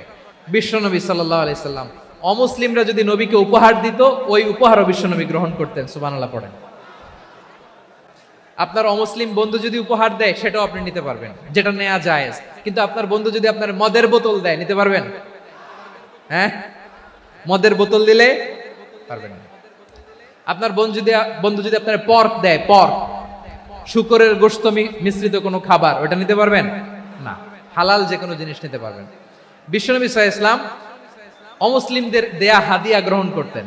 কেমন নবী ছিলেন! আমার নবীরে চিনে নেন, আমার নবীর অ্যাটিটিউড জেনে নেন। বিশ্বনবী সাল্লাল্লাহু আলাইহি ওয়াসাল্লাম যখন কোনো জনপদে যেতেন, 3টা অপশন নিয়ে যেতেন। প্রিয় ভাইয়েরা, আওয়াজ করে বলতে হবে, কোন জনপদে গেলে আমার নবীর অপশন থাকতো কয়টা? আমার মতো 3 আঙ্গুল উঁচু করে দেখান আর বলুন, আমার নবী কোন জনপদে গেলে কয়টা অপশন নিয়ে যেতেন? 1 নাম্বার অপশন, আসলিম তাসলাম। নতুন এলাকায় গেলে বলতেন, আসলিম তাসলাম, ইসলাম ধর্ম গ্রহণ করো, শান্তিতে থাকবা, আমার ভাই হয়ে যাবে, আমরা ভাই ভাই, ইসলাম মানো, আমরা ভাই ভাই। অপশন নাম্বার কত? 1। যদি বলে না ইসলাম মানবো না, ওকে, অপশন নাম্বার 2, মুসলিম হওয়ার দরকার নাই, লা ইকরাহা ফিদ্দিন, ইসলামে কোনো বাড়াবাড়ি নাই। খ্রিস্টান আছো থাকো, বৌদ্ধ আছো থাকো, ইহুদি থাকতে চাও থাকো, কিন্তু আমরা যেহেতু রিজিওনাল সুপার পাওয়ার, আমাদের আন্ডারে থাকো, ট্যাক্স দিয়া থাকো, এটার বলে জিজিয়া। আলেম যারা আছেন বুঝবেন, এটার আরবিতে কি বলে? জিজিয়া। You pay us the tax, we will give you the security. তোমরা ট্যাক্স দিবা, আমরা সিকিউরিটি দিব, আমাদের আওতায় থাকবা, কেউ তোমাদেরকে আক্রমণ করতে পারবে না, আমরা নিরাপত্তা দিব। সুবহানাল্লাহ বলেন। এটা অপশন নাম্বার কত? আচ্ছা, বুঝে থাকলে বলেন, 1 নাম্বার অপশন কি ছিল? ইসলাম। ইসলাম মানো, শান্তিতে থাকবা, ভাই ভাই, আমরা ভাই ভাই। অপশন নাম্বার 2, ট্যাক্স দাও, আমরা নিরাপত্তা দিব, মুসলিম হওয়া লাগবে না। এখন 1 নাম্বারও মানে না, 2 নাম্বারও মানে না, মুসলিম হব না, ভালো, খ্রিস্টান থাকো, ট্যাক্স দাও, আমরা সিকিউরিটি দিব না, এটাও মানি না। বিষ্ণু বলেন, তাহলে তলোয়ার আমাদের আর তোমাদের মাঝে ফয়সালা করবে। মুসলিমও হব না, ট্যাক্স দিবা, নিরাপত্তা দিব, আমরা সুপার পাওয়ার, আমাদের আন্ডারে থাকবে, এইটাও না। তাহলে তোমাদেরকে তো আমরা বিশ্বাস করতে পারি না, কখন না কখন বিশ্বাসঘাতকতা করো, কার সাথে মিলে হাত মিলাও, তলোয়ার আমাদের মাঝে ফয়সালা করবে। তখন তিনি জেহাদের সশস্ত্র সংগ্রামের ঘোষণা দিতেন। সুবহানাল্লাহ পড়েন। দেখেন, পশ্চিমারা জেহাদকে এইভাবে চিত্রায়িত করে না। ওরা জেহাদ বলতে বুঝায় তলোয়ার, হাত কাটো, গলা কাটো না। জেহাদ সশস্ত্র সংগ্রাম 3 নম্বরে। অধিকাংশ ক্ষেত্রেই বিশ্বনবীর সুন্দর আচরণ দেখে, আরে আমার নবীর যে নুরানি চেহারা, অনেকে তো কেবল সিরেফ চেহারাটা দেখেই কালিমা পড়ে মুসলমান হয়ে গিয়েছে। যারা মুসলিম হয় নাই, তারা তাদের ইসলামেই বলবৎ ছিল, ট্যাক্স দিয়ে ইসলামের আন্ডারে ছিল। যারা এটাও মানে নাই, ওইটাও মানে নাই, তাদের বিরুদ্ধে জেহাদ। বিষ্ণু ইসলাম 7ম হিজরিতে যখন খায়বার বিজয়ের পরে ইসলাম রিজিওনাল সুপার পাওয়ার হিসেবে আত্মপ্রকাশ করলো, বিশ্বনবী চিঠি লিখলেন অন্যান্য সুপার পাওয়ারের কাছে, রাষ্ট্রীয় চিঠি লেখে এক রাষ্ট্রপ্রধান আরেক রাষ্ট্রপ্রধানের কাছে। ঠিক কিনা বলেন? জানেন না আপনারা? এই যে 24-এর ছাত্র নাগরিক অভ্যুত্থানে, এই অভ্যুত্থান যখন শুরু হয়, আমি তখন সাউথ আফ্রিকাতে, একটা স্ট্যাটাস দিয়েছিলাম, কোটা নয় গোটা দেশ সংস্কার করা লাগবে। শুধু বাংলাদেশ নয়, সারা বিশ্বের বাংলা ভাষাভাষী লোকেরা এই আন্দোলনের সাথে সমর্থন তারা করেছে, এটাকে সাপোর্ট করেছে, তারা সমর্থন দিয়েছে। আমাদের ইউনাইটেড আরব আমিরাতের বাংলাদেশি ভাইরা তারা সেখানে রাস্তায় নেমে এসেছিল, জানেন? ওইখানে ডেমনস্ট্রেশন করা যায় না, সেখানকার সরকার তাদেরকে যাবজ্জীবন দিয়েছিল। তখন আমাদের এই যে প্রধান উপদেষ্টা ডক্টর মোহাম্মদ ইউনূস সরাসরি G2G বলে, এটারে G2G, government to government, G2G, উনি চিঠি লিখলেন যে তাদেরকে, ইউর হাইনেস, হে সম্মানিত আমির, আপনি আমার এই চিঠির কারণে আমার সম্মানে এই 53 জন বাংলাদেশিকে মাফ করে দেন। এই চিঠির বদৌলতে বেকসুর খালাস পেয়ে গিয়েছিল আমাদের ভাইরা, জানেন না এই ঘটনা আপনারা? তাহলে গভর্নমেন্ট টু গভর্নমেন্ট চিঠি দেওয়া হয়। সপ্তম হিজরিতে বিষ্ণু ইসলাম সব সুপার পাওয়ারের কাছে চিঠি দিলেন, রোমান সম্রাটের কাছে, পারস্য অধিপতির কাছে, মিশরের অধিপতির কাছে, সবার কাছে চিঠি লিখলেন। চিঠির ভাষা ছিল এরকম, মিন মুহাম্মাদিন রাসূলিল্লাহ ইলা মুকাওকিস আযীমিল কিবত, মুহাম্মদ রাসূলুল্লাহর পক্ষ থেকে মিশরের বাদশার কাছে, আসলিম তাসলাম, ইসলাম মানো শান্তিতে থাকবা, সালামুন আলা মান ইত্তাবা আল হুদা, শান্তি তার জন্য যে হেদায়েতের অনুসরণ করে। সুবহানাল্লাহ পড়েন। তো এই চিঠি অনেকে ভালোভাবে রিসিভ করেছে, অনেকে এই চিঠি পাওয়ার পরে নবীর কাছে আবার ইন রিটার্ন উপহার পাঠিয়েছে। কি পাঠিয়েছে? উপহার। মিশরের বাদশা মুকাওকিস তিনি বিশ্বনবীকে বিশাল এক উপহারের ডালি পাঠিয়েছেন। মিশরের বাদশা মুকাওকিস ছিলেন ধর্মে খ্রিস্টান। লালমনিরহাটের ভাইয়েরা আওয়াজ করে বলেন, মিশরের বাদশা ধর্মে কি ছিল? খ্রিস্টান। কি উপহার দিয়েছিল আমার নবীকে? শুনতে মনে চায়? আওয়াজ নাই লালমনিরহাটের গলায়, শুনতে মনে চায়? 1000 স্বর্ণ মুদ্রা, 1000 স্বর্ণ মুদ্রা। দুইটা খ্রিস্টান দাসী, একজনের নাম মারিয়া বিনতে শামউন আল কিবতিয়া, আরেকজনের নাম সিরিন বিনতে শামউন আল কিবতিয়া। একজন খ্রিস্টান দাস 20 থান কাপড় জামা বানানোর জন্য, আমরা নবী যেন সেলাই করে জামা বানাতে পারে এজন্য 20 থান কাপড়, 20 থান ফাইন গার্মেন্ট। সুবহানাল্লাহ পড়বেন না? এরপরে একটা গাধা যেটার নাম ছিল উফাইর, আর একটা খচ্চর, এটার নাম ছিল দুলদুল। খচ্চর চিনেন? গাধা আর ঘোড়ার ক্রসিং এ যে প্রাণীটা দুনিয়াতে আসে ওটার খচ্চর বলে। তো এই যে সুপার পাওয়ার খ্রিস্টান বাদশার কাছে নবী চিঠি লিখলেন, ওই খ্রিস্টান বাদশা আমার নবীকে উপহার দিল। বিশ্বনবী এই উপহারগুলো সানন্দে গ্রহণ করেছে। সুবহানাল্লাহ পড়বেন না? তাহলে অমুসলিম কেউ যদি আপনাকে উপহার দেয়, হালাল উপহার হলে আপনি গ্রহণ করতে পারবেন। অনুরূপভাবে পারস্যের বাদশা, রোম সম্রাট বিশ্বনবীকে উপহার পাঠিয়েছেন, আমার নবী সবগুলো উপহার গিফট গ্রহণ করেছেন। সুবহানাল্লাহ বলেন। তাহলে প্রিয় লালমনিরহাট আওয়াজ করে বলুন, ইসলাম কি ন্যারো মাইন্ডেড রিলিজিয়ন না ব্রড মাইন্ডেড? আম্মাজান আয়েশার কাছে মাসালা জানতে চায় মেয়েরা, হে আম্মাজান, অগ্নি উপাসকেরা তাদের ঈদের দিন নওরোজের সময় আমাদেরকে পাখি দেয়, নেওয়া যাবে? উনি বললেন, ওরা জবাই করে দিলে নেওয়া যাবে না, কিন্তু ওরা যদি ফলমূল এরকম খাবার দেয় এগুলো নেওয়া যাবে। তার মানে অমুসলিমদের দেয়া উপহার এটা গ্রহণ করা যায়। সুবহানাল্লাহ বলেন। শুধু তাই নয়, বিষ্ণু ঈসা ইসলাম অমুসলিমদের সাথে আর্থিক লেনদেনও করেছেন, ফিনান্সিয়াল ডিলিং করেছেন। অমুসলিমদের সাথে প্রয়োজনে আপনি ফিনান্সিয়াল ডিলিং করতে পারবেন।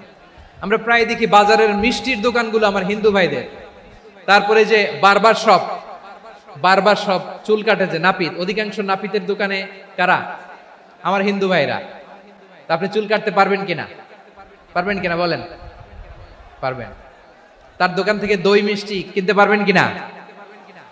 হ্যাঁ, আমার মুসলিম ভাইয়ের দোকান থাকলে ওইটারে আমি বেশি প্রায়োরিটি দিব, ঠিক কিনা? কিন্তু যদি তাদের সার্ভিস নিতে চান, প্রোডাক্ট নিতে চান, পারবেন। তার দলিল সহিহ বুখারী, আম্মা জান আয়েশা রাদিয়াল্লাহু তাআলা আনহা বলেন, ইশতারা রাসূলুল্লাহ সাল্লাল্লাহু আলাইহি ওয়াসাল্লাম মিন ইয়াহুদিয়িন তুআমান ওয়া রাহানাহু দিরআহু মিন হাদিদ। রাসূল সাল্লাল্লাহু আলাইহি ওয়াসাল্লাম এক ইহুদির কাছ থেকে, কার কাছ থেকে? সবাই বলে নাই, কার কাছ থেকে?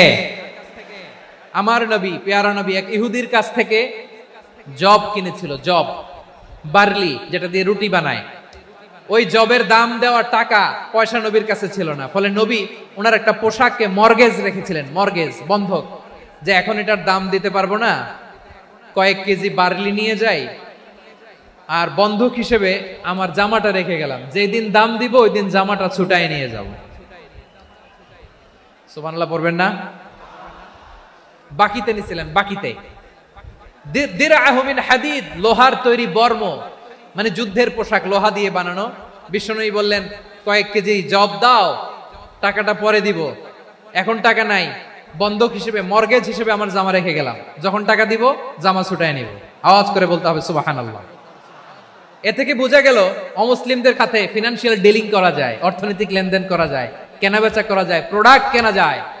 এমনকি আমাদের মসজিদে নববীতে বারান্দায় আপনারা একটা অটোমেটিক ফ্লাইং আমব্রেলা দেখছেন?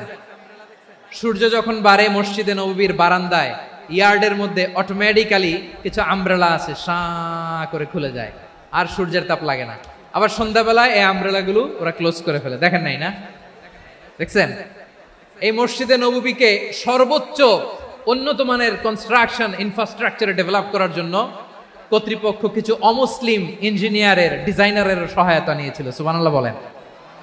কোন দলিলের ভিত্তিতে? এই দলিলের ভিত্তিতে যে বিষ্ণু ঈসা ইসলাম অমুসলিমদের সাথেও লেনদেন করেছেন। আওয়াজ করে বলতে হবে আল্লাহু আকবার। শুধু তাই নয়, ইন কেস অফ ইমার্জেন্সি, প্রয়োজনে ইসলামের খাতিরে, ইসলামকে সামনের দিকে এগিয়ে নিয়ে যাওয়ার জন্য অমুসলিমদের সাপোর্ট নেওয়া জায়েজ আছে। সুবহানাল্লাহ বলেন। অমুসলিমদের সাপোর্ট নেয়া, তাদের থেকে অর্থ নেয়া, পলিটিক্যাল সাপোর্ট, পলিটিক্যাল অ্যাসাইলাম নেওয়া জায়েজ আছে। আমাদের অনেক বিশ্ববরেণ্য দায়ীরা আমেরিকায় অস্থায়ীভাবে অ্যাসাইলাম নিয়ে থাকে, নিজের দেশে গেলে ফাঁসিতে ঝুলাই দিবে। যুগ যুগ ধরে দায়ীদের উপরে এরকম অত্যাচার আর নির্যাতন আছে না নাই? মিশরের অনেক দায়ীরা পাশ্চাত্যে যেয়ে থাকে, এই যে তারা পলিটিক্যাল অ্যাসাইলাম নিয়ে থাকে, রাজনৈতিক আশ্রয়, এটা জায়েজ আছে না? এটা যে জায়েজ আছে তার প্রমাণ স্বয়ং বিশ্বনবী সাল্লাল্লাহু আলাইহি ওয়াসাল্লাম পলিটিক্যাল সাপোর্ট নিয়েছিলেন অমুসলিমদের কাছ থেকে। সুবহানাল্লাহ বলেন। খুব মজাদার একটা ঘটনা, শুনবেন? আপনাদের আগ্রহ দেখে তো মনে হয় না শোনার ইচ্ছা আছে। আছে আছে আমার ভাইরা, বিশ্বনবীর বয়স তখন প্রায় 51 বছর। কত বছর? বিশ্বনবীর সবচেয়ে কাছের মানুষ খাদিজা রাদিয়াল্লাহু তাআলা আনহা ইন্তেকাল করেছেন। বিশ্বনবী বড্ড কষ্ট পেলেন, হৃদয়টা ভেঙে খান খান। যিনি ঘরের ভেতরে বিশ্বনবীকে সান্ত্বনা দিতেন, ভালোবাসা দিতেন, বাইরে গেলে কুরাইশরা বকাঝকা করে, অত্যাচার করে, কিন্তু আম্মাজান খাদিজা রাদিয়াল্লাহু তাআলা আনহা ঘরটারে এমন শান্তির নীর বানায় রেখেছেন, এই ঘরের ভিতরে ঢুকলে বিশ্বনবীর কলিজাটা ঠান্ডা হয়ে যেত।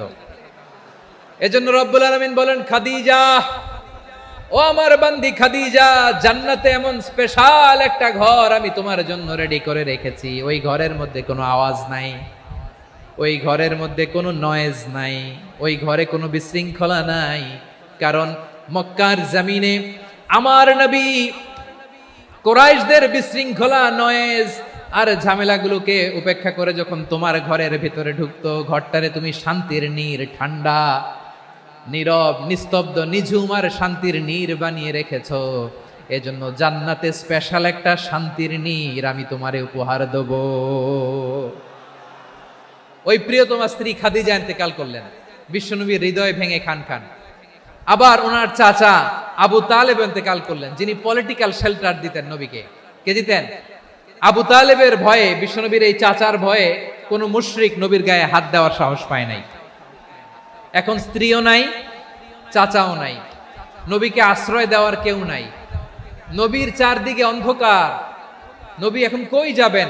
আমার পেয়ারা নবী নতুন স্টেশন খুঁজতেছেন, নতুন দাওয়াতি প্ল্যাটফর্ম খুঁজতেছেন। তিনি যায়েদ বিন হারেসা রাদিয়াল্লাহু তাআলা আনহুকে নিয়ে মক্কার পাশের একটা নেইবরিং সিটি তায়েফে চলে গেলেন। কোথায় চলে গেলেন? লালমনিরহাটের ভাইয়ের আওয়াজ করে বলেন, কোথায় গেলেন? তায়েফে চলে গেলেন দিনের দাওয়াত দেওয়ার জন্য। কি দেওয়ার জন্য? নাকি জমি কিনতে গেছিলেন? জমি কিনতে, দুনিয়ার যশ খ্যাতির জন্য, নিজের কোনো লাভের জন্য? তায়েফবাসীদেরকে জাহান্নামের আগুন থেকে বাঁচানোর জন্য। আওয়াজ করে বলতে হবে ঠিক কিনা? বিশ্বনবী বিশাল মরুপথ, পাহাড়ি পথ পাড়ি দিয়ে তায়েফের মরুজমিনে গেলেন কোরআনের দাওয়াত নিয়ে, ইমানের দাওয়াত নিয়ে। কিন্তু তায়েফের লোকেরা বিশ্বনবীর দাওয়াতকে শুধু প্রত্যাখ্যান করেই থামে নাই, তারা বিশ্বনবীর সাথে অত্যন্ত খারাপ আচরণ করেছে।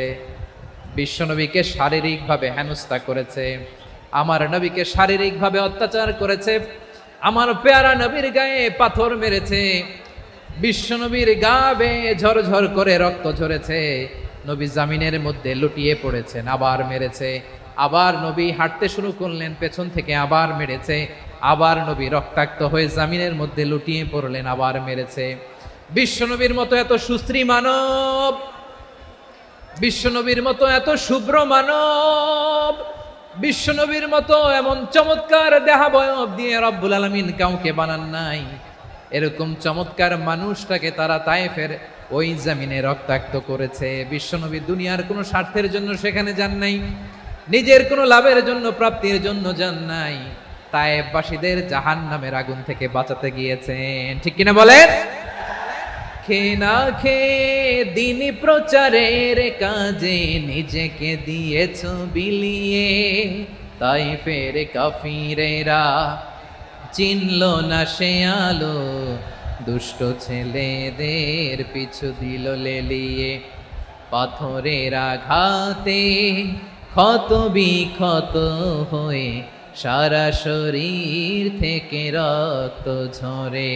হে রাসূল তোমাকে ভুলি আমি কেমন করে, হে রাসূল তোমাকে ভুলি আমি কেমন করে।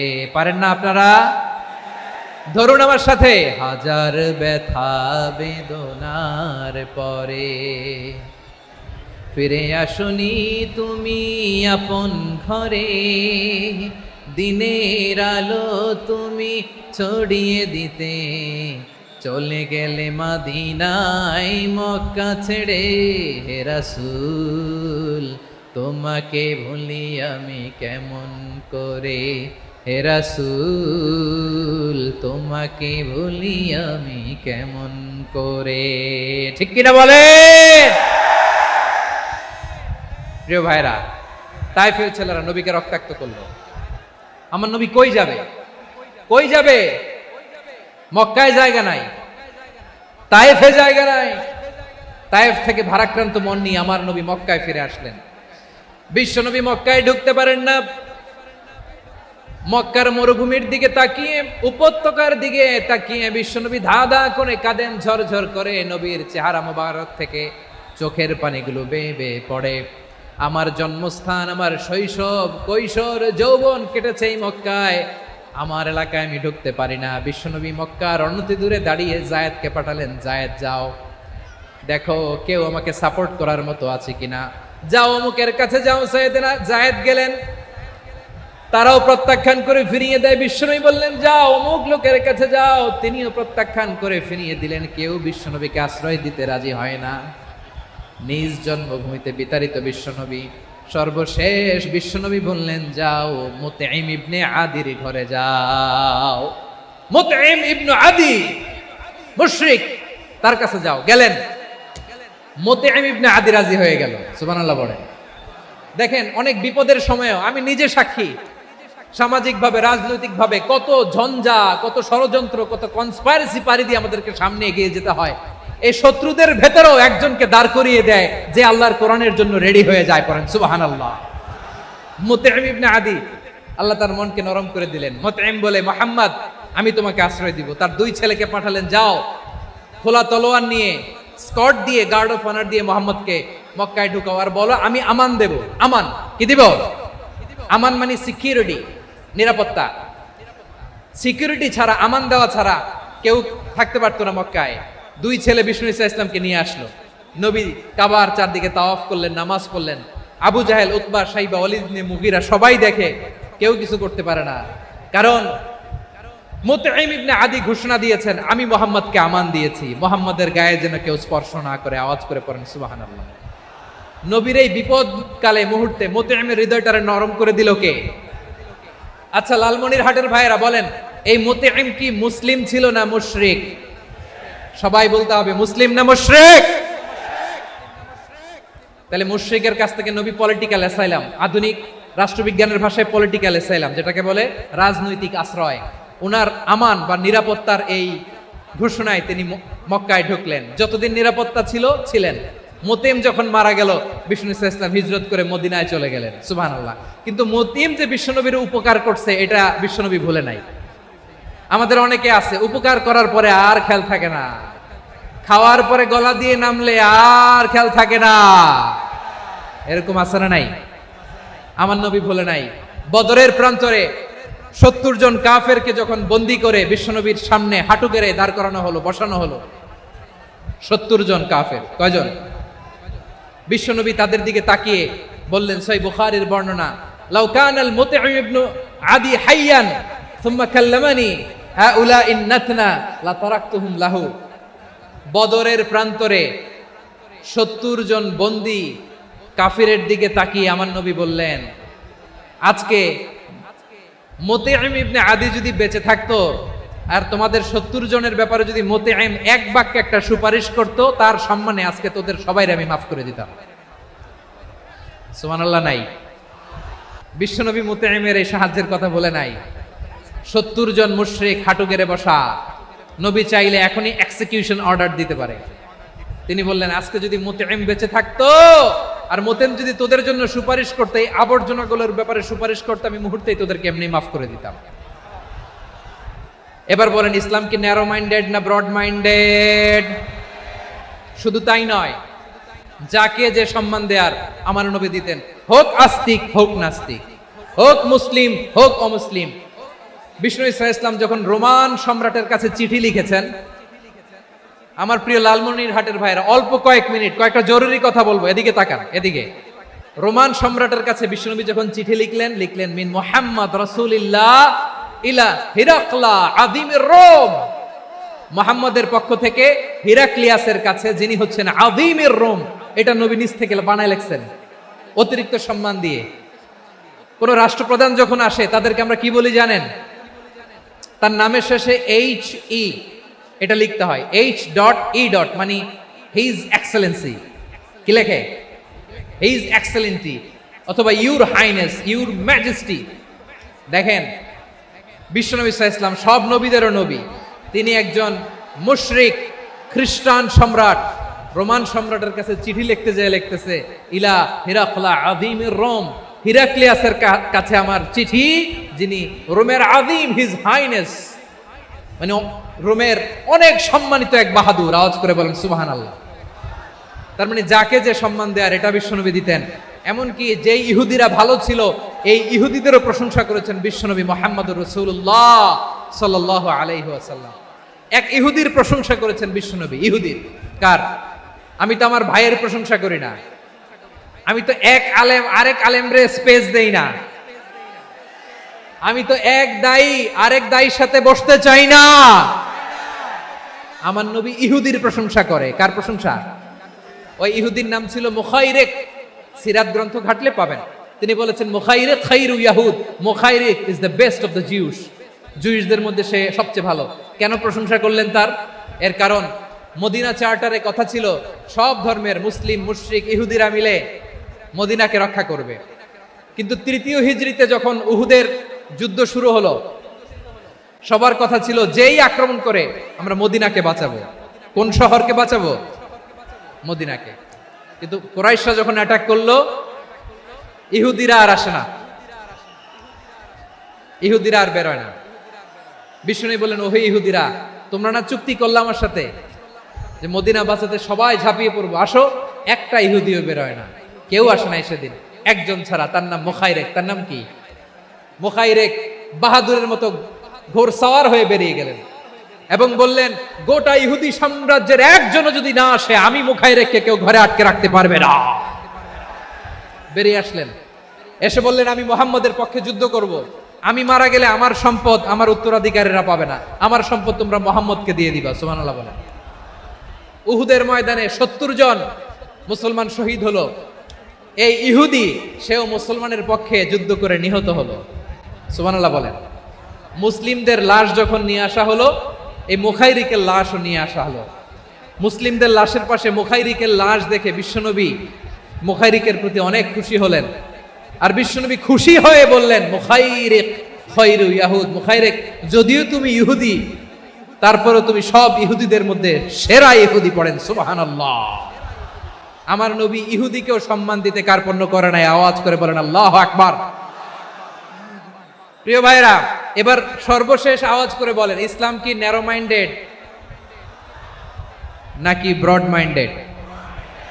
সবাই বলেন ন্যারো মাইন্ডেড না ব্রড মাইন্ডেড? এজন্য অমুসলিম হইলেই তারা আমাদের শত্রু নয়। শত্রু কারা? এই লালমনিরহাটের ভাইয়েরা শোনেন, শত্রু কারা? যে সমস্ত অমুসলিম আমাদেরকে নিশ্চিহ্ন করে দিতে চায়, যে সমস্ত অমুসলিম আমাদের ভূখণ্ড থেকে আমাদেরকে তাড়িয়ে দিতে চায়, যে সমস্ত অমুসলিম আমার ধর্ম নিয়ে তুচ্ছতাচ্ছিল্য করে চিল্লায় বলেন ঠিক কিনা, তারা আমাদের শত্রু। সাধারণ অমুসলিমরা আমার শত্রু নয়। এই যে হিন্দুরা থাকে এরা আমার ভাই, বৌদ্ধরা আমার ভাই, খ্রিস্টানরা আমার ভাই, ইহুদিরা আমার ভাই। তারা দিনই ভাই নয়, তারা মায়ের পেটের ভাই নয়, তারা মানবিক দিক থেকে ভাই। ও মানুষ, আমিও মানুষ। ইসলাম মানুষকে সম্মান করে, চিল্লায় বলো ঠিক কিনা। যারা আমাদের অস্তিত্বকে নিশ্চিহ্ন করতে চায়, যারা আমাদের ভূখণ্ডকে দখল করতে চায়, যারা আমাদেরকে নিয়ে মকারি করে, ফান করে, টিটকারি করে, আমার ধর্ম নিয়ে খেলা করে, তাচ্ছিল্য করে, ওদের বিরুদ্ধে আমাদের জিহাদ। সাধারণ মুসলিম আমাদের শত্রু নয়। আপনি জানেন নিউ ইয়র্কে, আমি তো নিউ ইয়র্কে ছিলাম অনেকদিন, ওখানে ফিলিস্তিনিদের পক্ষে যখন আমরা মিছিল করেছি, অনেক ইহুদি আমাদের সাথে মিছিলে দাঁড়িয়েছে। কারণ ওরাও জানে এই ভূখণ্ড ফিলিস্তিনিদের ভূখণ্ড। আওয়াজ করে বলো লালমনিরহাট ঠিক কিনা। ইসরায়েলের রাজধানী খোদ তেল আবিবে অনেক ইহুদিরা বেঞ্জামিন নেতানিয়াহু তার বিরুদ্ধে মিছিল করেছে। তো তারা কি আমাদের শত্রু? না। অনেক খ্রিস্টান আমাদের সাথে আমাদের স্বার্থ রক্ষায় আমাদের পাশে দাঁড়িয়েছে। খেয়াল রাখবেন, হিন্দু আর হিন্দুত্ববাদ এক নয়, ইহুদি ধর্ম আর জায়নিজম এক নয়। জায়নিজমের বিরুদ্ধে আমাদের সংগ্রাম, আমাদের জেহাদ, চিল্লায় বলেন ঠিক কিনা। এই যে ফিলিস্তিনের ভাইরা, তারা তাদের স্বাধীনতা সংগ্রামের জন্য লড়াই করছে, করে যাচ্ছে, আমরা এটাকে সমর্থন জানাই, চিল্লায় বলো ঠিক কিনা। কাশ্মীরের ভাইরা স্বাধীনতার জন্য সংগ্রাম করছে, আমরা সেই সংগ্রামকে সমর্থন জানাই, আওয়াজ করে বলো ঠিক কিনা। যারাই আমাদের ইসলামকে নিশ্চিহ্ন করতে চায় তাদের বিরুদ্ধে আমাদের সংগ্রাম, আওয়াজ করে বলতে হবে ঠিক কিনা। ওই সমস্ত দুর্বৃত্তদের সাথে আমাদের কোনো সম্পর্ক নাই। আমরা যদি ঐক্যবদ্ধ থাকতে পারি, ওই দুর্বৃত্তরা চান্স পাবে না। আমরা ঐক্যবদ্ধ থাকতে রাজি আছি।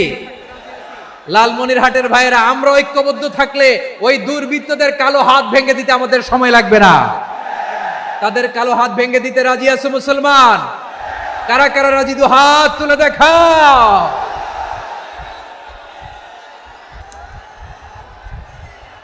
আমার প্রাণ প্রিয় লালমনিরহাটের ভাইয়েরা, শত্রু কাফের আর অশত্রু কাফেরের মধ্যে পার্থক্য আছে না নাই? আবু তালেব মুশরিক, আবু জাহেল মুশরিক, কিন্তু দুই মুশরিকে পার্থক্য আছে না নাই? আবু তালেব নবীর চাচা, মুশরিক, মারা গিয়েছে মুশরিক অবস্থায়, কিন্তু আজীবন আমার নবীকে আগলে রেখেছে, আমার নবীকে সাপোর্ট করেছে, ভালোবেসেছে। আবু জাহেল মুশরিক, মারা গিয়েছে মুশরিক হিসেবে, আজীবন আমার নবীর বিরুদ্ধাচরণ করেছে। আবু জাহেলের শক্তি, সামর্থ্য, স্ট্র্যাটেজি, প্ল্যান সব আমার নবীর বিরুদ্ধে ছিল। আবু জাহেলের কারণে একটা দিন শান্তিতে আমার নবী মক্কায় ঘুমাতে পারে নাই, চিল্লায় বলেন ঠিক কিনা। এজন্য রব্বুল আলামিন বলেন, লা ইয়ানহাকুমুল্লাহু আনিল্লাযীনা লাম ইউকাতিলুকুম ফিদ-দীনি ওয়া লাম ইখরিজুকুম মিন দিয়ারিকুম আন তাবাররুহুম ওয়া তুকসিতু ইলাইহিম ইন্নাল্লাহা ইউহিব্বুল মুকসিতিন।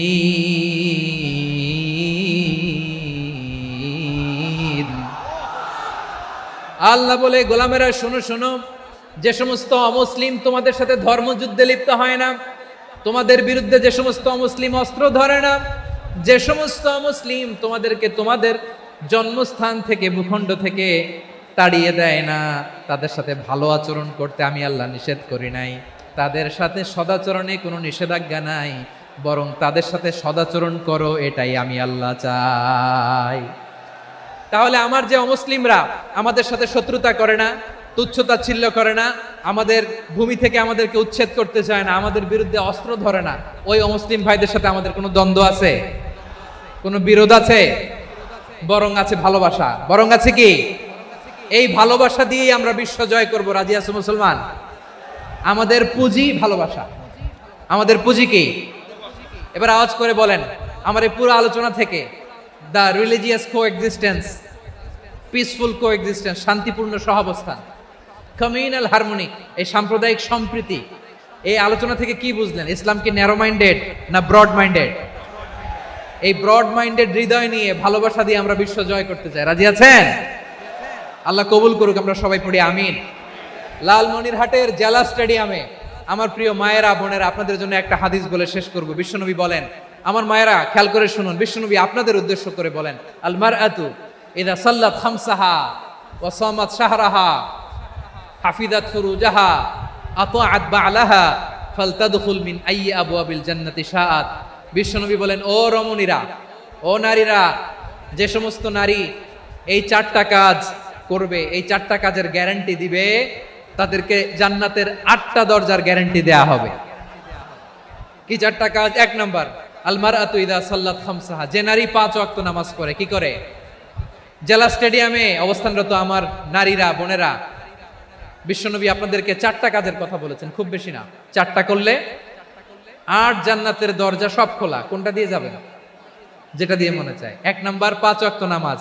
আমার বোনেরা জোহরের নামাজ পড়তে পড়তে এটা আসরে নিয়ে যায়, আসর পড়তে পড়তে এটা মাগরিবে নিয়ে যায়। এরকম আছে না নাই? লালমনিরহাটে হয়তো নাই। আমার বোনেরা এটা করবেন না। ইন্নাস সালাতা কানাত আলাল মুমিনিনা কিতাবাম মাওকুতা, সময় মতো পড়বেন। সামাত শাহরা, রমাদানের রোজাগুলো রাখবেন। হাফিজাত ফুরুজাহা, যে নারী তার চরিত্রকে হেফাজত করে, তার প্রাইভেট হেফাজত করে, তার লজ্জাস্থান হেফাজত করে। ও মায়েরা, আপনার এই গর্ভ যে কত দামি আপনি জানেন না। আপনার এই গর্ভ থেকে জন্মাবে আগামীর সালাহুদ্দিন আল আইয়ুবী। আপনার গর্ভ থেকেই জন্মাবে ইমাম আল মাহদি আল মুনতাজার। আপনার পেট থেকে জন্মাবে আবু সাইদের মতো বীর সৈনিক। আপনার পেট থেকে জন্মাবে মুগ্ধের মতো বীর মুজাহিদ। আপনি জানেন না কে আসবে আপনার পেট থেকে। সময়টাকে কাজে লাগান, ইসলামকে বুঝেন, মানেন, আমাদের ইসলামিক লেকচারগুলো শোনেন। আমরা যে বার্তাগুলো, ইনস্ট্রাকশনগুলো, দিক নির্দেশনাগুলো আপনাদের খেদমতে রাখি, এগুলো মেনে চলুন। আপনিই পারেন আপনার ঘরটাকে জান্নাতের টুকরা বানাতে। একটা family, it's a very big institution and you are the MD, the managing director of this institution. চিল্লায় বলেন ঠিক কিনা? চাইলেই পারেন ঘরটারে জান্নাতের টুকরা বানাতে। 5 ওয়াক্ত সালাত, রমাদানের রোজা, নিজের চরিত্রের হেফাজত, ও আতাআত বা'লাহা, স্বামীর আনুগত্য। এটাতে অনেকে ভুল করে থাকে। হায় রে আমার বোনেরা, স্বামীর আনুগত্যকে এটা নিজের অপমান মনে করবেন না। আপনার স্বামী আপনার সবচেয়ে বড় গার্ডিয়ান, তিনি আপনার সবচেয়ে ভালো চায়। নারী কখনো গার্ডিয়ানশিপের বাইরে থাকতে পারে না। হয় আপনি বাবার গার্ডিয়ানশিপের ভেতরে, বাপ না থাকলে ভাই আপনার গার্ডিয়ান, ভাই না থাকলে চাচা গার্ডিয়ান, বিয়ের পরে আপনার স্বামী আপনার গার্ডিয়ান। শরিয়া সম্মত স্বামীর আদেশগুলো আপনি মেনে চলবেন, কিন্তু শরিয়া বিরুদ্ধ কোনো আদেশ মানতে আপনি বাধ্য নয়। আওয়াজ করে বলুন সবাই ঠিক কিনা? এই 4টা কাজ যদি কোনো নারী করে, বিশ্বনবী বলেন জান্নাতের 8টা দরজা খোলা। তোমার যেটা দিয়ে মনে চায় সেটা দিয়ে জান্নাতে তুমি এন্ট্রি নিতে পারবা। আমরা এখানে লালমনিরহাটের সোহরাওয়ার্দী ময়দানে আজকে যেমন একত্রিত হতে পারলাম, আল্লাহর জান্নাতেও যেন একত্রিত হতে পারে। আল্লাহ তুমি তৌফিক দান করো। আল্লাহ আমার এই কলিজার টুকরা যুবক ভাইদেরকে তুমি ওমরে ফারুকের মতো কবুল করো। জেলা স্টেডিয়ামে অবস্থানরত আমার মা বোনদেরকে তুমি ফাতেমার মতো, খাদিজার মতো কবুল করো। আমাদের কলিজার টুকরা সন্তানদেরকে তুমি সালাহুদ্দিন আল আইয়ুবীর মতো কবুল করো। বিশ্ব মানবতার পক্ষে বলে না ঝারি, মজলুম জনতার পক্ষে বলে না ঝারি, আল কুরআনের পক্ষে বলে না ঝারি, রসুলের সুন্নার পক্ষে বলে না ঝারি, মিজানুর রহমান আঝারি, মিজানুর রহমান আঝারি, মিজানুর রহমান আঝারি, মিজানুর রহমান আঝারি।